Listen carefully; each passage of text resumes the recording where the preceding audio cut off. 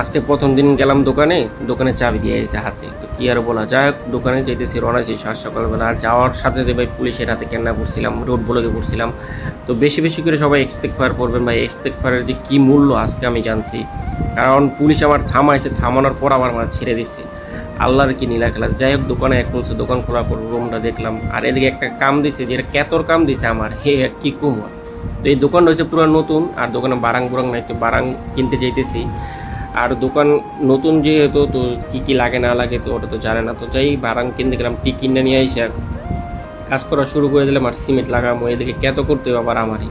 তো কী আর বলার। আর এই যে লোকটা দেখলেন না, ওনার কথা আর কী বলুম, আস্তে আস্তে যা সময় সবই বলবো আপনাদের।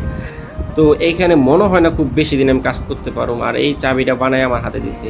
তো কাজ করা শুরু করছি এখানে। কাজ খুব মনে হয় না আমি 1-2 সপ্তাহ মনে হয় হয়তো বা করতে পারি, বা পাসপোর্টটা মানে না পর্যন্ত কাজ করবো আর কি, এরকম যা মনে হয়। কারণ এই লোক তো মাশাআল্লাহ, ওনার কথা আর বলতেই চাই না।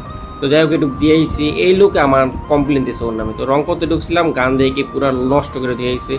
তো আস্তে করে গানটা ফালাই ধুয়ে নিজের এই গাড়ি ঘুষা ঠিকঠাক করে ধুয়ে পড়ছে। আর বাসায় রওনা দিয়ে দিছি। আর কারণ সন্ধ্যা হয়ে যেতে তাতে তাদের বাসায় চলে যেতে হতো। বাসায় আলহামদুলিল্লাহ চলে আসছি, খাওয়া দাওয়া করলাম, ঘুম ভাই আল্লাহ।